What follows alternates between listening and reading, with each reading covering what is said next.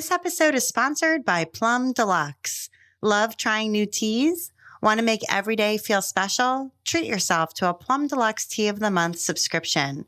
For only $10 a month, you'll receive a hand-blended, all-organic loose-leaf tea, thoughtfully chosen for the season. Tea Club members also enjoy special benefits like free shipping and access to a supportive community. Tea also makes a fantastic gift. Visit plumdeluxe.com/tea to join and get 1 month free. Just enter While She Naps newsletter in the How Did You Hear About Us box when you join, and your credit will be applied after your sign up is processed. Thank you so much, Plum Deluxe. And now here's the show.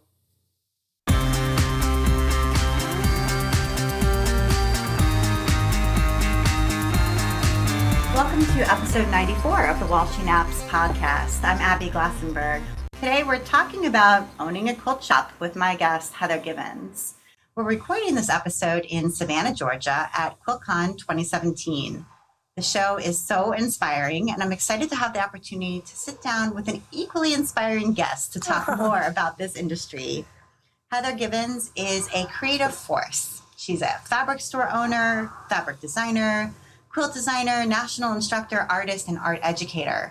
Heather creates community wherever she goes. Her shop, Crimson Tate in Indianapolis, was born out of an obsession with creating non-traditional quilts from contemporary, modern, and repurposed fabrics. Heather designs for Wyndham Fabrics. She works on new pattern designs, giggles contagiously, and teaches sewing with her energetic friends and staff among the hustle and bustle of downtown Indianapolis. Heather Givans, welcome. That is so true. Thank you so much. So how are you enjoying QuiltCon so far? It's been amazing. Like, there is such good juju out there. So everyone's so happy, and it's like a family reunion. It is like a family reunion. It's pretty amazing. Well, family that you love. Yes. Family you choose. Yes, it's really good. It's been awesome, yeah. I'm so glad. So you own Crimson Tate, which is a quilt shop that specializes in modern fabrics and is in downtown Indianapolis, as we talked about. And I think at first the shop wasn't necessarily going to be a quilt shop. Is that right? So in the beginning, you kind of had a different idea. It was going to be kind of like a workroom sort of situation. So tell us sort of the initial idea and then a little bit about how it developed. Well, I have a really crazy, somewhat long story about how this all happened, but the crux of it is I have some major life events happen with, like, the passing of my grandpa, being in a wedding, moving from northern Minnesota to Indianapolis, and all three of those things happened within a 3-day period. Wow. So when I moved to Indianapolis, I had stopped teaching high school art. And when I moved there, because my partner was taking a job in Indianapolis, and thought, okay, either I can get a teaching job, which I super loved, but I had started a wholesale sewing business. And that kind of took off in a way that I didn't anticipate. So I decided, I'm just going to ride this wave of awesome. Like, I'm going to keep making these sewing things. And I rented the store space that Crimson Tate currently occupies about 4 days after we moved to Indianapolis. So within a week's period, like, all of those things happened. And the newspaper called me and said, and you can stop me if that's like, wait, what? I'm confused. But the newspaper called me and said, what is this space going to be? And I thought it would be a workshop space where I could go and make these sewn goods. And the sewn goods you were making, I know you were making headbands. And this had started back when you were teaching in Minnesota. Yes. And so you were making these, it was a special kind of sewn headband? Yeah, it's very simple. We actually still make them, and we wholesale them to gift shops, like, around really from between Minnesota and Indianapolis or Indiana. So we make that, and then we have other little doodahs. Like, it has been consistent. We make something called the Indiana pillow, which, oddly enough, is shaped like Indiana, like, as you can imagine. But that really started as a Lake Superior pillow, which became a Minnesota pillow, which became a Wisconsin pillow. Like, so I've just kind of, done the Midwest a little bit with just some simple sewn goods and doing craft fairs. So you really were like an indie crafter. Totally. Right. You kind of came out of that idea of like, I'm making stuff, I'm selling it to the public. Done. And then Yes. I'm going to have this storefront and I'm going to like make my stuff there and people can come, like a showroom, can come and buy it and see it, or? I didn't know. I actually was thinking more, I was bolstering to increase my wholesale business. So I didn't necessarily want it. I did not want is not the right word. I wasn't necessarily anticipating that it would be a space where we would sell things retail To the public. So it's going to be more like a workroom where Yes. you'd have some helpers and Yeah. you would have some sewing machines Totally. and bolts of fabric or Yes. rolls of fabric, and you'd be making We'd be more manufacturing things. manufacturing. Yes, Right. yes. Okay. That's exactly what I imagined it would be. And Okay. then when the newspaper, the Indianapolis Star, called and they said, what is this space going to be? And I had kind of him-hawed about, okay, well, if I open the sales of the fabric to people in our community, then that would help me actually, because then I could change out my lines more swiftly. So I wouldn't have to consume an entire bolt of fabric. I could let other people consume it too. Like I could take whatever I needed, they could, and then I get to change, which is part of the success really of the Harriet headband that we were talking about, is that it came in does come in so many different varieties, but that, it's hard to get all those things, Right. those fabrics, because you have to use the fabric, you know what I mean? Right, Like, I see what you're saying. you see what This I is mean? actually the way that a lot of, well, maybe not a lot, but some of the successful fabric stores that are around now that are newer started. Like I know I had Lindsay Prisano from Hawthorne Threads. Oh, yeah. Yeah, so I had her on the show, and her story is not all that different, actually. She had an Etsy shop. Mm-hmm. She was ordering fabric wholesale as a manufacturer because she was making they're sort of like a patchwork quilted picture frame. Mm-hmm. And so she was selling them on Etsy. They were doing pretty well. She was ordering more fabric, and then she had leftover fabric. She wanted to get new designs. Totally. Cut out the remaining on the bolt and opened a second Etsy shop, Hawthorne Threads, to sell the other fabric. Yep. And then that did really well and became, well, what it is Yeah, today. which is an awesome, So, yeah, yeah, it's an awesome exactly. store. So that's kind of an interesting thing. You It guys have that in is. common. Yeah, and I really love Lindsay, so I like knowing that. Yeah. I actually didn't know that. Like, Yeah. that's very cool. So, so that's really how Crimson Tate started. So when, not in my mind, of course, like I rented this space that had been vacant for 9 years, and so they were just doing a business story on, oh, cool, like this part of downtown Indianapolis is, like sort of coming into or becoming more developed. And so I just kind of giggled because it was one teeny tiny little article, and I made the statement that, oh yeah, I will sell some retail fabric. Well, then when it was printed, they printed that I was opening a fabric store. So then I was like, you gotta love the media. Right. So then I'm like, oh my gosh, like that is not actually what I totally intended. Right. Like I'm not sure. Like, and so then Crimson Tate already existed. Like the name Crimson Tate, that was what the sewn goods were being made by Crimson Tate, which is a fictional character. And so when it was time to open the store, I had like this major crisis. Like, oh my gosh, like I can't call it Crimson Tate because those are the sewn goods. Is this going to be a fabric store? And I was a little scattered. But since I was opening, and they also printed that it was going to open on August the 1st, and it was like the 15th of July when I gave them that interview. So I had 2 weeks, and I thought, well, and I'm someone who needs to be prepared. So, like, if I say I'm going to do something, I'm going to do it, and I have to figure out how to get that done. So I opened on that August the 1st. I had, 25 bolts of fabric and just a song and a dance, really. So that's how it happened. That was the beginning. Right. That was the beginning. And I didn't realize that there was a need for this more contemporary aesthetic in my community. So, like you said, I live in downtown Indianapolis, and I thought, is this going to work? Is this not, and just having a fabric store in an urban setting anyway, like in a downtown area, isn't typical. So it's not typical now. I know in Boston, our downtown fabric stores have all closed. Yeah. I think back in the day, that is where they were located. Absolutely. But then they all closed, and when people moved out to the suburbs, Totally. and Joanne and all that stuff, and so, but maybe it's coming back. These smaller ones. Yeah. You're bringing helping I to don't bring know. it back. Like, yeah, well, and it's not a huge store. I mean, so it's not like How many square feet? It's do you like have? 800 square Okay, feet. so it's a pretty small space. Yeah, it's a small store. Yeah.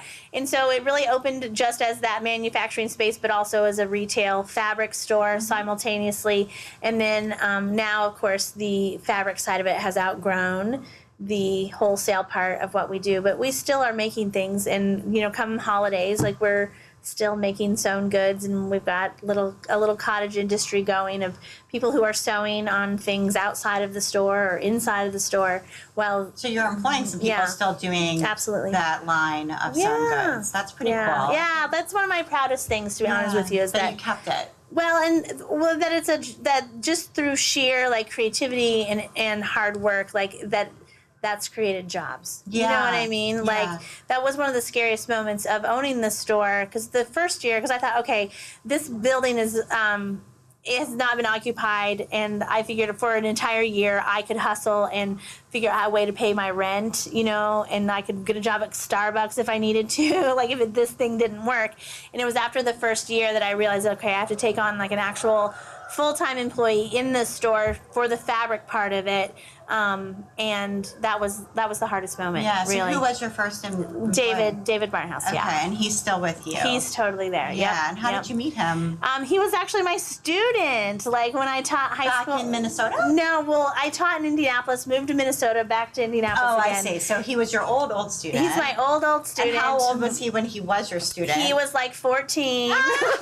What do you remember about him when he was your student? Oh my God, he was a very good artist, and I always wanted him to take more art classes, but he was very much into music, into choir, and so his senior year he also took AP art history with me, and it was a hoot. Like his class was really a lot of fun. So no, he's very much the same. A little bit nerdy, like super creative, and just very effervescent. So what does he manage for you in Crimson Tate now? Yeah, like so his job title is he's the right-hand man. Like that's what his business card says.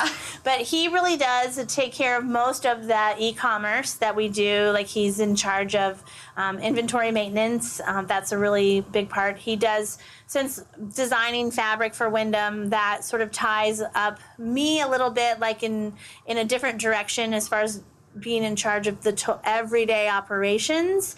And so he'll do buying for the store and whatnot. Like I do like the accounting part of it, and I still am at the store most days. He's sort of like your manager. Yeah. No, he totally is. That's Okay. He manages. That's really cool. He's the fan club president, I think, too. So that's. Do people often think that you're married to Totally. him? They Always. just walk in and Always. say, your husband. woman. I talked to your husband. Right. Yeah, always. Right. Yeah.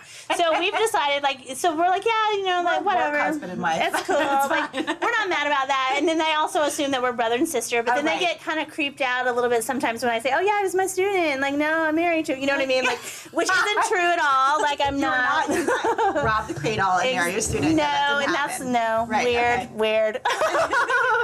So, I feel like just talking to you and watching you in your incredibly mobbed booth here, you're like such an extroverted person. I mean, I don't know if you would describe yourself that way, but the way that I sort of see you is like you're a really bubbly personality, you're a really extroverted person, and I just wonder if you feel like that's helped with your success at all. I think that's that definitely plays into it. But I will tell you that I like to call myself an extroverted introvert, because I actually I freak out like each time I have to do something like come here. Like I don't know, may or may not have been crying in the bathroom like 20 minutes before, like, oh my gosh, can I do, so any sort of like public speaking but as soon as I'm on, do you know what I mean? And it doesn't, and also I feel like that I created this space where it's my space, and I love that other people are here, and it becomes their space. So it's a shared space, and I feel very comfortable in that space. So,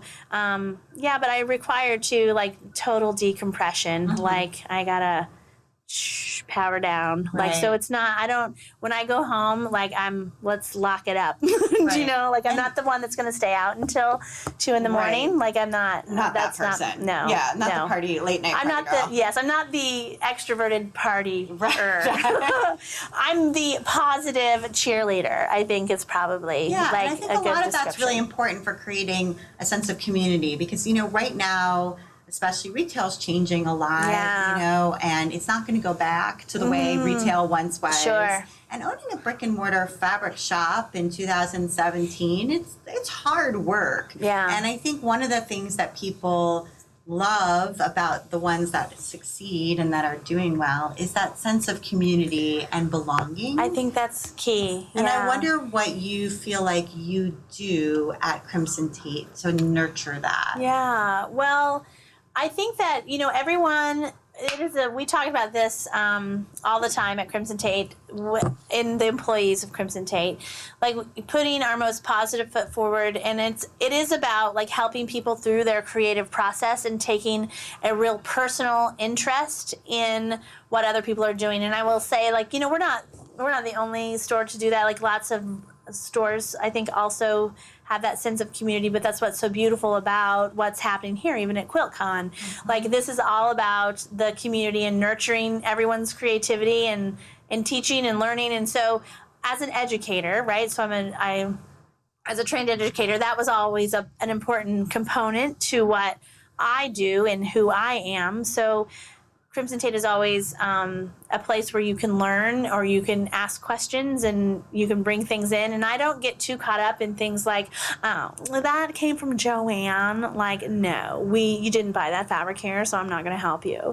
Like, that's not what this is, like, at all. And I often say that, I don't have a lot of business experience. I have a really awesome, like, business mentor, but I don't have like a degree in business. But what I found is that like kindness matters, and putting listening to other people and what they need is really important. And what we need, of course, we need to make sales because we can't have our doors open if we don't sell things, but that is not the primary focus. Like that's not the first thing that we think when you come through the door, like how much are they going to spend? It is really about, where are you on your journey? Where are you in your artistic process? What is it that you need in order to go deeper, go farther, or to accomplish whatever it is that you want to accomplish? And if we can help you do that, then we want to. And if by chance then also, like you are a loyal customer, that it like helps the whole wheel keep turning. So that's really the most important part. And have you felt resistance? I'm imagining Indianapolis might not be the hotbed of the modern movement. I mean, maybe it is. What are you talking about, Abby? But are you kidding me? I know in Boston we do have some resistance to modern quilt shops and things. Yeah. And so I wonder, because you're stocking these modern fabrics, modern patterns, and that's your aesthetic, and it's on purpose. It's not by accident. It's what you've chosen as what you liked, that's your aesthetic. And so I'm imagining some women, and maybe men as well, kind of come in, don't really know what they're coming into, and maybe say some things or have some ideas that are different from what yours might be, and how you kind of approach that. Well, I think that the fabric stores in Indianapolis are actually pretty good about at least having a modern section, so they're open. So part of that education, it does rest on the quilt store owner. So for example, if you live in a rural area and that fabric store owner has a specific aesthetic and that's all you have access to, then that becomes your aesthetic, right?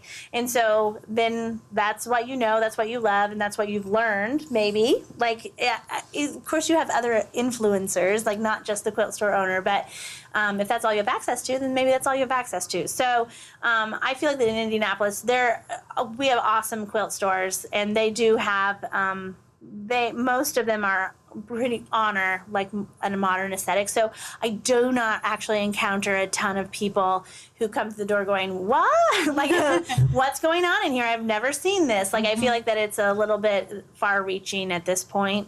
That customer is rare. Like, and so I guess if I do encounter, then it's cool. Like, that's cool. Like, that's what you want to do. Like, what you want to make a quilt that maybe I can totally appreciate the artistry and the craftsmanship, and even the fabrics that you've chosen to put together. It just maybe not something that I want in my home. Right. So, and that's cool that you want it in yours. So like, it's a non-issue. Right. And and I feel like I don't know how this is kind of a funny question, but I feel like little old ladies would just love you. I don't know. Like, how do you feel about old ladies? Who wouldn't, Abby? Like, babies love me. Everyone old loves ladies love me. Right. So you have that bracing quality. Yes. That sort of wherever you are. Oh, and yeah. I think maybe that comes from being a teacher. It is absolutely from You me. know, I was meant to be a teacher. Like, I resisted that for a long time, too, because I wanted to be an artist, right? I'm a fine artist. I don't teach. I make art, which is totally dumb. Like, that's just not. And you found a way to do both. Yeah, absolutely. And that's the cool part about all of this.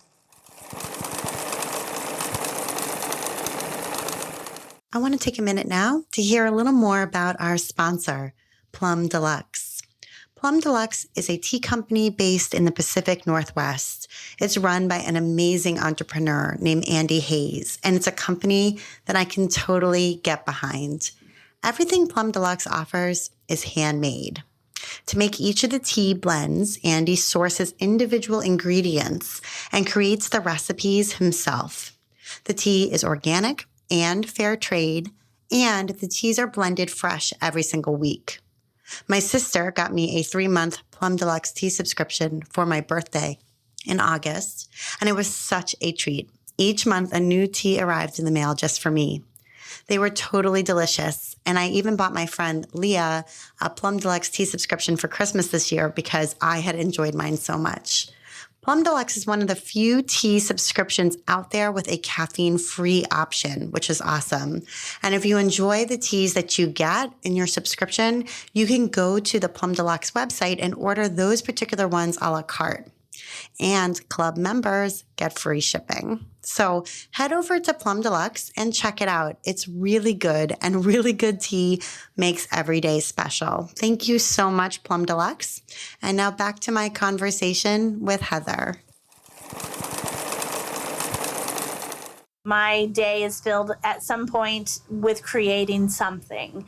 And that doesn't necessarily mean I create a quilt a day, but like generating new ideas or coming up with new ways of working and being open to new ways of working. Like I'm super open. Yeah. Yeah. And so do you still sort of see yourself as an educator, as an art educator in a way? I mean, I feel like it's almost still the same job. I mean, that was a different job. You had a very formal classroom, and you had students who were young, and you were teaching them art. They were there to learn art. Yeah. But I feel like maybe you're still an art educator. Totally. Yes. And I only know how to approach this as an art educator. Like, you know what I mean? Like, I don't know how to be a quilt store owner. Like, I have always considered 845 Massachusetts Avenue, my art room. Like, this is where you come to learn. This is where you come to dig deep. This is where I learn. Like, this is where you teach me and I teach you, which is all a part of, like, it just is what it is. And so we happen to have some really awesome fabrics. Right. So that's like the art material. Yeah. It's really your art room. Yes. I think that's a neat way to think about a quilt shop. I don't know that I've heard other quilt shop owners. Maybe they just have a different background from you or whatever. But I think that's a neat way to think about a quilt shop.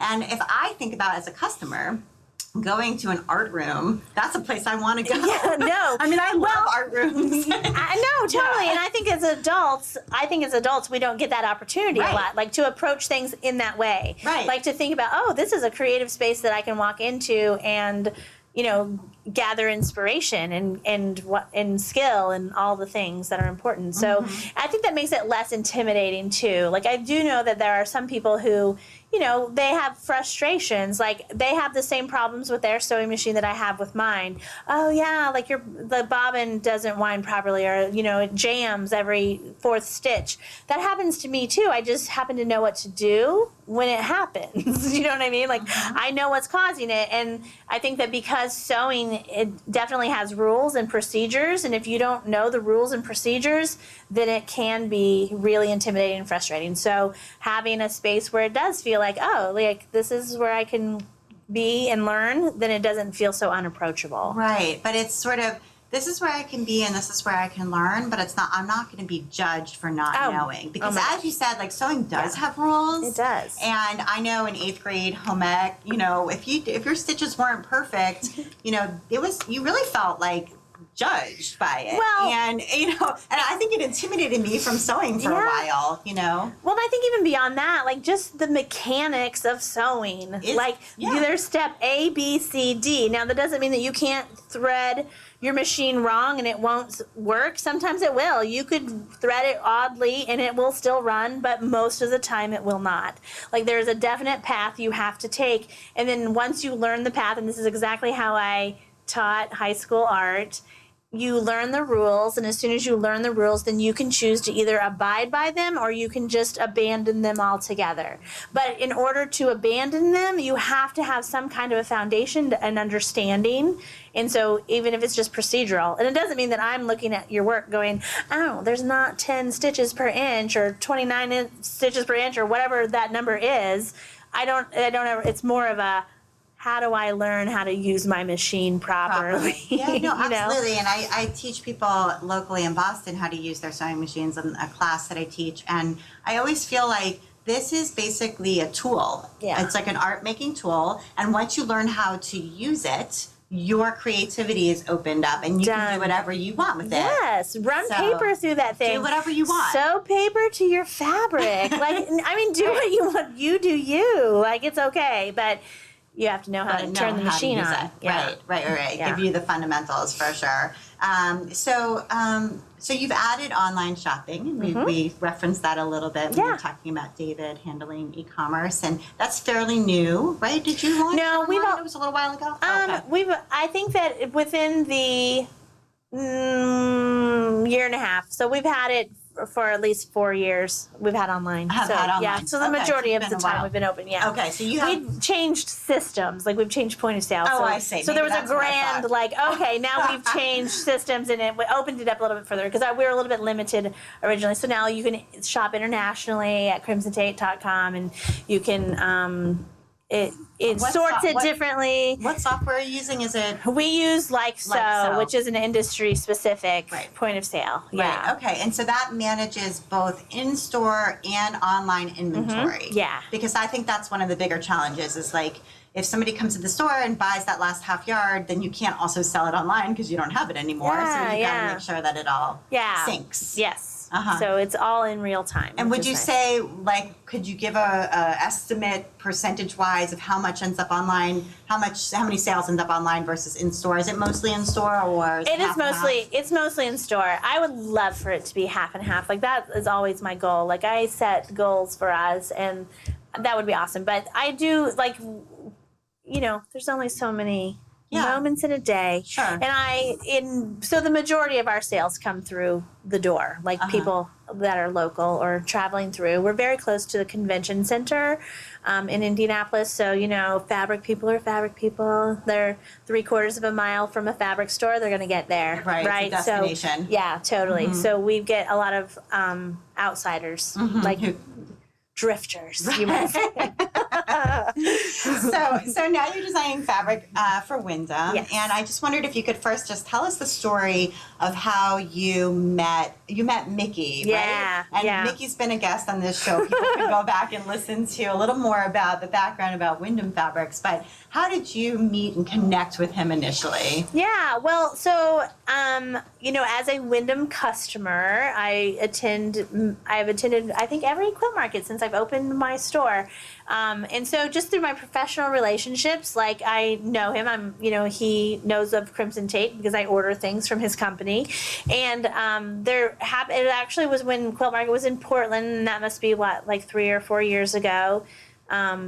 The way I like to tell, we'll see if Mickey tells the story the same way, but I like to say is that I was waiting for the train, and I live in Indianapolis, there are no trains, and I'm actually a rule follower, and as I like to push a little, but I'm not going to break it, and I was waiting for the train, and he was on the train. He was like, "Hey, Heather, get on this train. I want to ask you some questions." And I'm like, "Oh my God, I'm at the box. I'm all fumbly, and I'm trying to get my ticket." And he's like, No, it's cool. Just get on the train." And I'm like, I gotta get my ticket because I'm gonna get arrested or something. I don't know what will happen if I get on this train and I don't have a ticket. He's like, "Get on the train," he's a New Yorker. He's just just get on the train. And so I'm like, "Oh my God, I'm gonna die. I'm gonna get arrested. I'm gonna have to get bail money. I'm gonna tell my mom."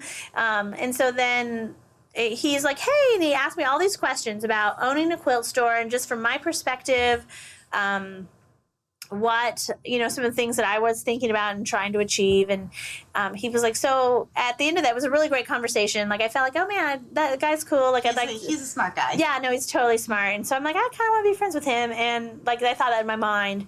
And then after it was all over, like 2 weeks after market, he sent me an email and he was like, hey, if there's ever anything that you need, just, feel free to reach out. And I was like, like he like owns Wyndham Fabrics. Like, what do I need from him? Nothing. Like, I don't know. So it was then by the time we got around to the fall market, he was like, hey, I've been following your blog. I've been watching what you're doing. And I just wonder, I know, you have a degree in art. Like, would you ever want to design fabric? So I'm like, yeah, like that would be amazing. So for me, that opportunity came really because of, like I said, my professional relationships, and also, I think that definitely my positive foot forward is always, it opens doors for sure. So yeah, it does. And do you feel like owning a fabric store and interacting with the public on a day-to-day basis as they look at fabric, talk about their projects, that kind of thing, has informed the way that you went about designing fabric? Absolutely. And in what way? Like, how? Because I know that there are people out there, for example, who don't make quilts, but then they design fabric for quilts. Yeah. And then there are people who do make quilts, and then they design fabric for quilts. And those people have a different perspective, because they're like, you're going to need to cut this up into small little bits and sew back together again. So that informs the way that they design fabric. And so often if you actually make quilts, you design better fabric for quilters because you know what quilters need. Sure. So how did owning a fabric store inform designing fabric? Well, I mean, I think it's just that, like, in employing, like, the basic rules of, art and design, like, you need certain things. There's a mixture, like there's a formula that you use, right, to make something beautiful. You need contrast, you need light and dark, you need scale, big and little, like you need bright and dull, you need background players, you need foreground players, you need people who are rock stars and people who are just, like in the background. So it absolutely, being a quilter and then also being in the store and seeing what people are putting together and the surprising combinations of things that they put together, I love that. I love when someone comes in and they pull like 4 fabrics and I'm watching it going, I don't know how you're going to find a bridge like to make those 4 fabrics work. From my own personal aesthetic, it doesn't mean that it's wrong, but it challenges me. And then all of a sudden, 2 more pieces of fabric and whoa, like you just created something that I didn't even consider. So I feel really fortunate because I get to witness and help that process along all the time. Like I get to see those surprising and energizing combinations get put together. So it's not always just the same thing, right? So definitely it has influenced and does influence what I do. And when I'm working on drawing and making new fabric, I definitely in the second go round and the third go round had very specific projects in my mind of what I wanted to make. So I'm in a really cool position to be able to make fabric that will support that idea. Like I wanted to make that paper airplane quilt so badly. Which is incredibly gorgeous. I love. Thank you. And I'm like, I need a notebook piece of paper, like fabric. Like that's like, I just need a notebook piece of paper.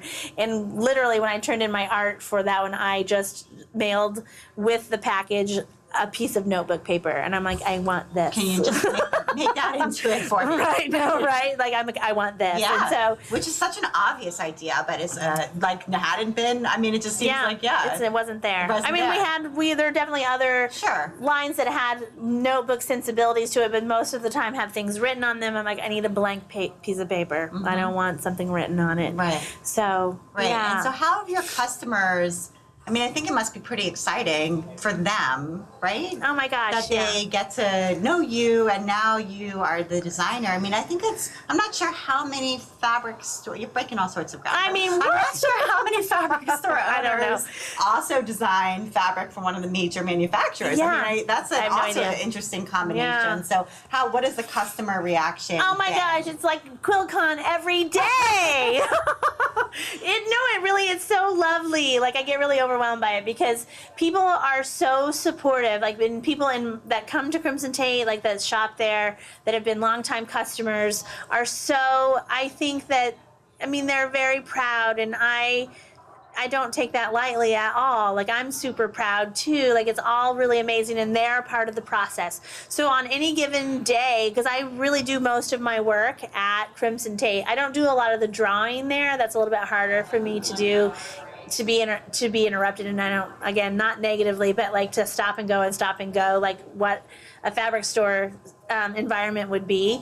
It's harder for me. So I usually do the drawing by myself, but once like the advanced yardage comes, or I have drawings that I'm putting together and I'm whatever, they're there. And like, if you come through, you see it. Like, so the people who've come to the store have seen it. Sort of part of the process as you're working on things. Yeah. And get glimpses, or totally sort of get to see you thinking out loud. They get to see me crying when I'm trying to get all the things done, and I'm sewing like with the wind, and I'm never gonna get it finished. Yeah, they're there. They're That's right there really with me. neat. Yeah, it really is a cool environment.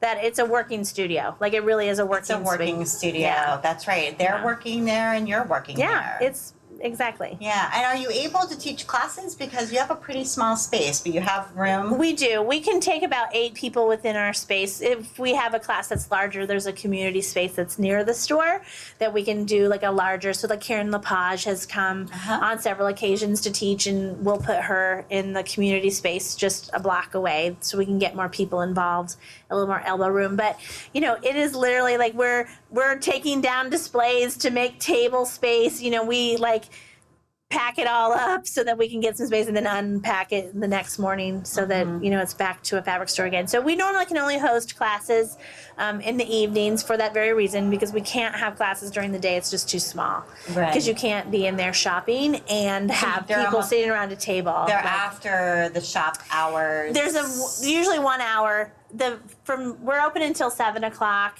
in the evening, Tuesday through Saturday. So yeah, and so that last hour of the store is usually pretty slow anyway. It's the dinner hour, so it's mostly just thread emergencies that are happening, not people coordinating king size quilts. So the store's open only for an hour while classes are there. Okay. And do you bring instructors in from around? Yeah. We've got a big host of awesome, like, local people who are really doing some awesome stuff. So they definitely come and teach. I teach a fair amount. But this has been the hard part, because, as the day gets more full with so many other responsibilities and deadlines, and it's getting harder and harder to keep a consistent schedule. So I'm working on that still. Like, I'm always trying to find the balance of, these are the things I love, like, and how do I prioritize, between, I really love teaching classes, but then I also know, like, it takes a lot of energy, and it can be exhausting at the end of a day where, my day starts fairly early, and I work before I go to work, and then I work at work all day, and then teach a class. And so then it just becomes challenging. It's like, you don't want to get too far away from the things that brought you into this in the first place, but then when you do those things, it takes up a lot of time and energy. Yes. Yeah. So it's always a push and pull. It always is. And I don't know that I have the answer, and we host classes when we can. And I'm very thankful to, like, our other, like, our community that comes and teaches too, because then it still gets to move forward, whether I'm able to do it or not. Doesn't always have to be you. Exactly. So it sounds like your space is pretty small. Would you ever consider expanding, or do you like having it be the way it is? Yeah. I thought a couple of years ago that I wanted to make it a little bit bigger.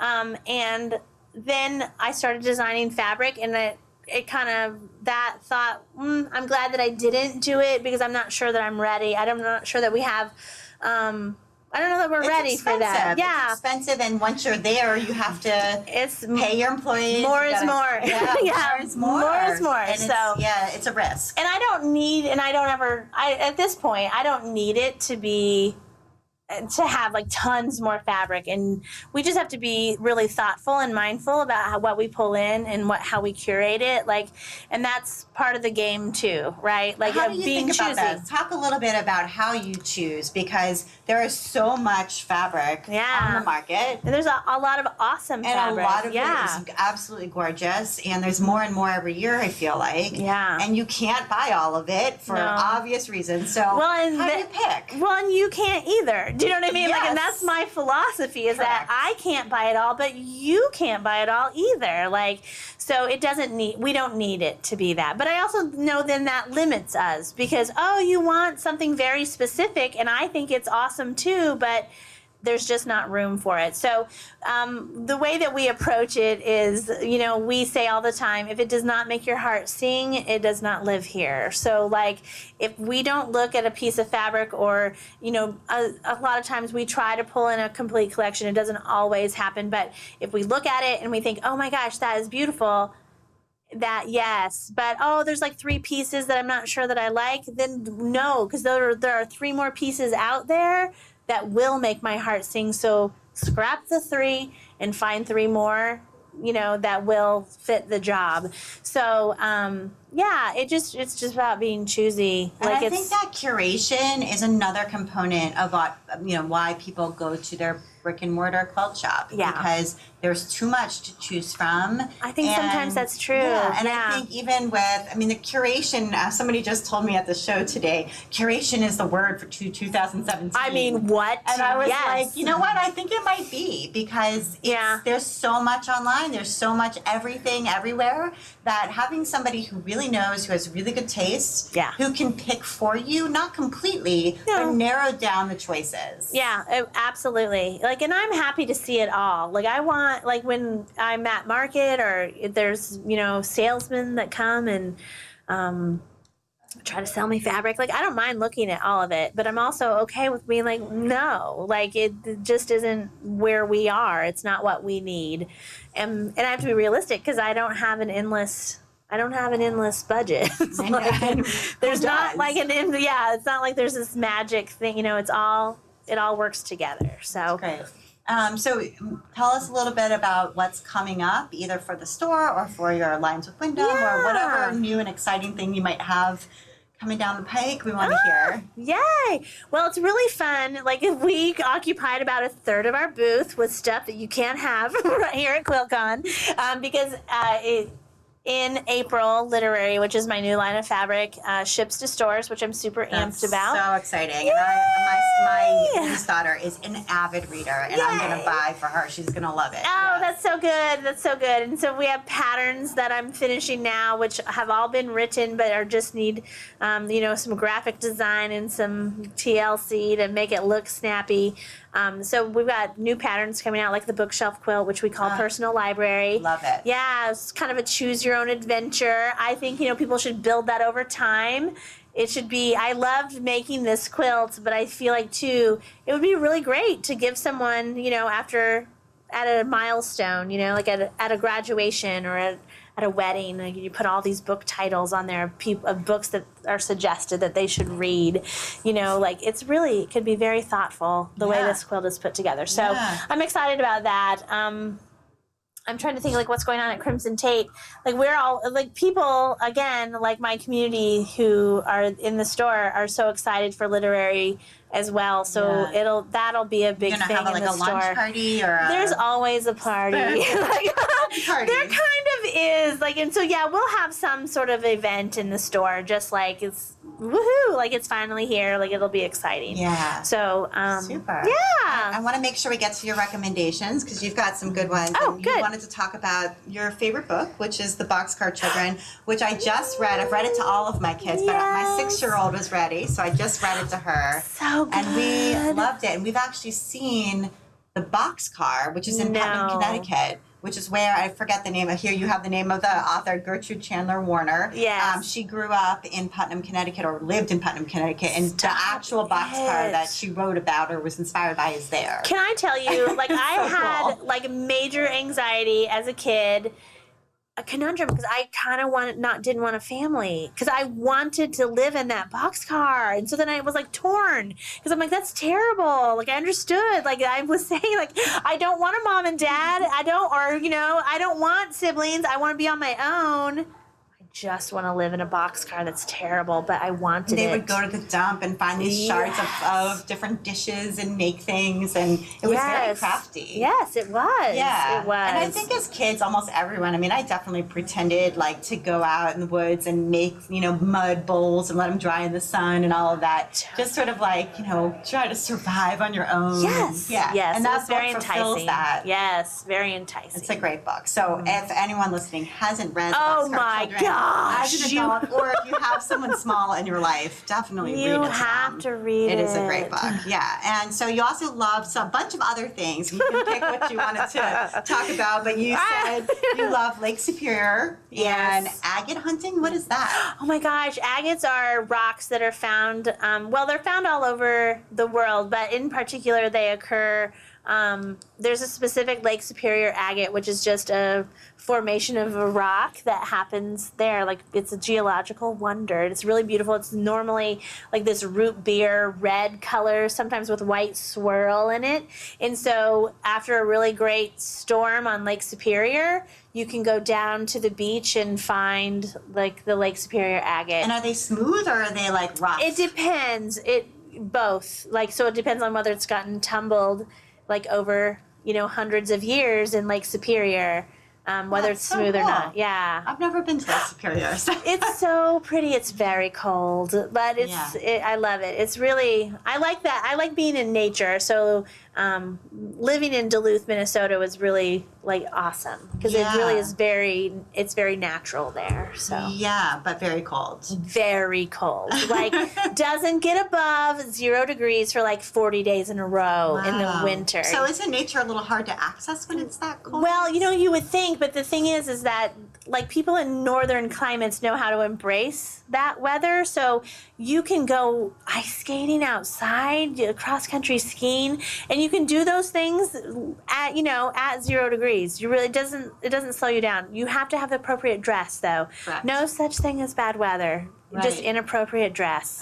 So you have to be prepared. So things like, I need to run to the grocery. Well, you can't really just you got to go start your car for 20 minutes, which means you have to get all your gear on. Like you can't run out there in your sandals. Right. You have to be ready. Like so it slows you down, which I like. Like I liked that aspect of living in northern Minnesota. Oh yeah, and my grandma lives there too, so that's always nice. Little Lois McDougal. So yeah, that's awesome. Well, Heather, thank you so much for taking the time to be on the Welsh Naps podcast. I totally enjoyed talking to you. Oh my gosh, you're so delightful. This is so nice, and I didn't cry. Write it down. Somebody say Kate Spain told me I was gonna cry. You were gonna make me cry. Good. I'm glad I didn't ask. Didn't happen. Crying questions. Awesome. Well, you've been listening to the Welsh Naps podcast. I'm Abby Glassenberg. Visit my blog, WelshNaps.com, where you can sign up for my email newsletter to get the best in sewing and blogging and small business delivered right to your inbox each week. And big thanks to our episode sponsor, Plum Deluxe. Love trying new teas? Want to make every day feel special? Treat yourself to a Plum Deluxe Tea of the Month subscription. For only $10 a month, you'll receive a hand-blended, all-organic loose-leaf tea, thoughtfully chosen for the season. Tea Club members also enjoy special benefits like free shipping and access to a supportive community. Tea also makes a fantastic gift. Visit plumdeluxe.com/tea to join and get 1 month free. Send our While She Naps newsletter in the How Did You Hear About Us box when you join, and your credit will be applied after your sign up is processed. Thank you so much, Plum Deluxe. And if you enjoy the show, tell a friend about it. Thank you so much, and I'll see you next time.